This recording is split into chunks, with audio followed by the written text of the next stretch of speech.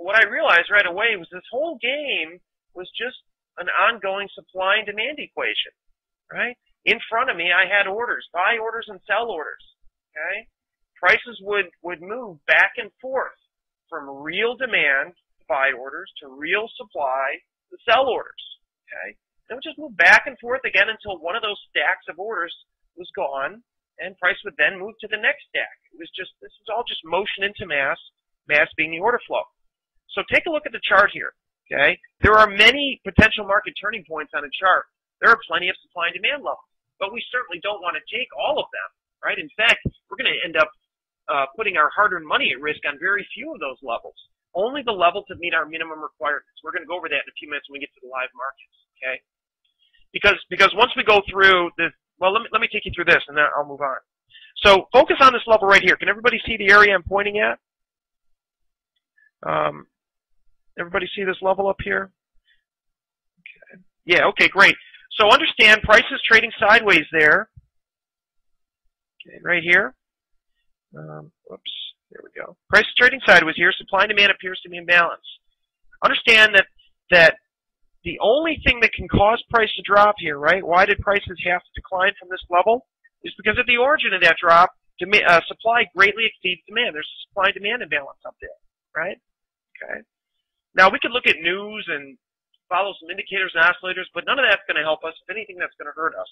Instead, understand that prices have to drop from this level because at the origin of that drop, supply exceeds demand. There's more willing supply than demand. So what we do is we wrap a couple lines around this level, okay, and carry this level forward, right? Now this is like a supply level or sell zone. All right, we want to identify where that real supply and demand is. Down at the bottom, price is trading sideways, okay, and then all of a sudden there's a strong rally in price, right? Again, why did this strong rally happen? Because it had to. Because at the origin of that rally, while supply and demand appeared to be in balance here, the truth is there was never balance. It was always out of balance. It just took a certain period of time for that unbalanced equation to play out. And at the end of the day, once this rally happens, that's when we could say, aha, demand greatly exceeds supply down here at the origin of that rally. So we wrap a couple lines around that level and again, carry that level forward, right? And what we're doing there is potentially identifying two potential market turning points, okay? All right. So let's dive into some of that stuff though. So now that's step one, right? Identifying your potential market turning points. Step number two, really focus, and Bill, this is something you want to do too, really focus on who is on the other side of your trade, okay? Now watch, when prices come up to this level right here, right? Understand that someone's buying after a rally in price.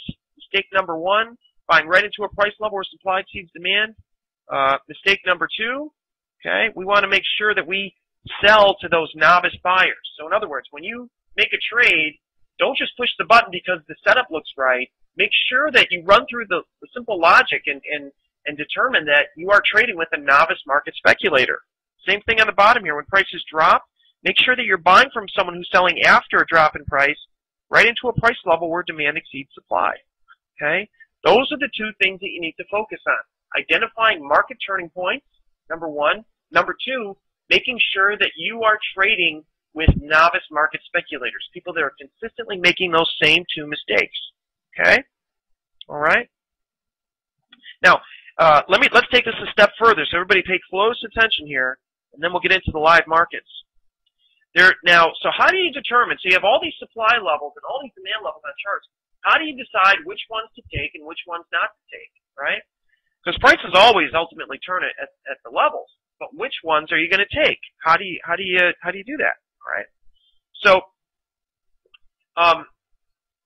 there's a number of things. Number one, how did prices leave the level? Make sure, okay, that there was a strong move away from the level. Okay. Remember, prices can move away from these levels in one of three ways. It can be a gradual move away from the level. Okay. It can be a stronger move away from the level, maybe like this, or prices can move away maybe with a gap. Okay. Remember, it's the gap or this picture right here that represents the stronger prices move away from the level, the more out of balance supply and demand is at the origin of that move.